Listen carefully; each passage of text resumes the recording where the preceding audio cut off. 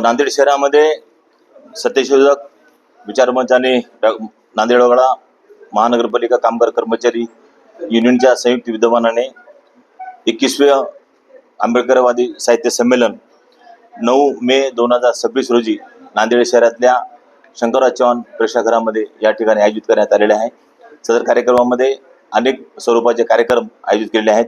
या ठिकाणी कोल्हापूरचे खासदार छत्रपती शाहू महाराज आणि नांदेडचे खासदार आदरणीय नरेंद्रजी चव्हाण साहेब आणि SC ST कमिटीचे सदस्य गोरक्ष लोखंडे साहेब यांच्यासह विविध मान्यवर उपस्थित राहणार आहेत। सदर कार्यक्रम अतिशय चांगला आहे आणि नांदेड शहरातल्या आंबेडकरवादी जनतेच्या हृदयामध्ये घर करून राहणारा कार्यक्रम आम्ही या ठिकाणी आयोजित केला आहे। त्यामध्ये आमच्या सर्व उपस्थित मान्यवरांच्या उपस्थितीमध्ये हा कार्यक्रमाची या ठिकाणी घोषणा करण्यात आलेली आहे आणि सदर कार्यक्रम हा अतिशय चांगला होणार आहे अशी या ठिकाणी मी घोषणा करतो। जनतेला हेच आवाहन करेन की सदर कार्यक्रम 9 तारखेला असल्यामुळं नांदेड शहरातील तमाम जनतेनं आमच्या या आयोजनाला साथ देऊन सदर कार्यक्रमाला प्रचंड प्रमाणात उपस्थित राहून कार्यक्रम यशस्वी करावा असे मी या ठिकाणी आवाहन करतो। धन्यवाद। आंबेडकरवादी साहित्य संमेलनाची परंपरा ही 21 वर्षाची आहे।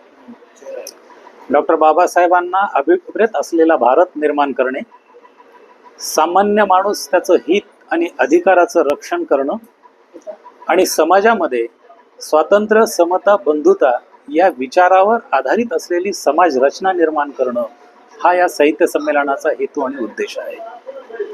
या साहित्य संमेलनामधून ज्यांना आपली विचार द्यायची आहेत ते साहित्यिक आपल्या सर्वांचे परिचित पत्रकार आवटेजी हे या ठिकाणी येणार आहेत।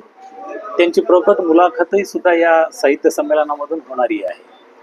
या साहित्य संमेलनामागचा हेतू असा आहे की माणूस हा सर्वश्रेष्ठ आहे आणि त्याचा सर्वांगीण विकास झाला पाहिजे आणि त्याच्या विकासासाठी देशाला मिळालेलं संविधान हे अतिशय उपयुक्त असं आहे आणि या माध्यमातून जर आम्ही लोकांपर्यंत साहित्याच्या माध्यमातून जर नाही गेलो तर लोक सर्व असताना सुद्धा समस्येत असतील, अडचणीत असतील।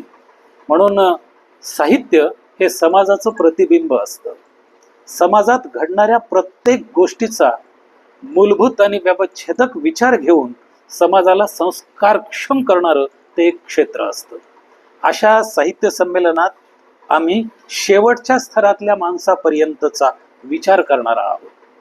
सृजनशील माणूस बनला पाहिजे, अपेक्षित असलेला माणूस हा सुखी आणि समाधानी असला पाहिजे। यासाठी आंबेडकरवादाशिवाय या देशाला आणि जगाला पर्याय नाही ही आमची भूमिका सातत्यानं 21 वर्षापासून या शहरामध्ये मांडत आहोत।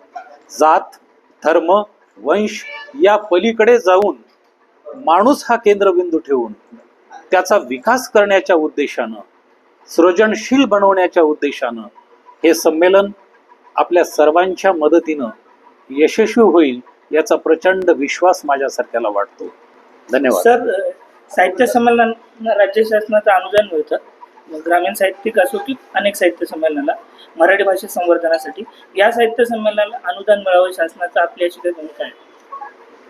आजपर्यंतचा अनुभव असा आहे की साहित्य संमेलनं ही प्रस्थापितांची झालीत, जी सरकारच्या जवळची आहेत आणि सरकारला आपलीशी वाटतात त्यांनाच अनुदान मंजूर होतात हा आतापर्यंतचा इतिहास आहे। ही साहित्य संमेलनं सामान्य जनतेसाठी सरकारने काय केलं हा प्रश्न विचारणारा आहे, त्याचा ठाव घेणारा आहे आणि अशा अवस्थेमध्ये आम्ही सरकारकडून काही अपेक्षा अनुदानाची करू तर ती पूर्णच करणार नाही याचा विश्वास आम्हाला आहे।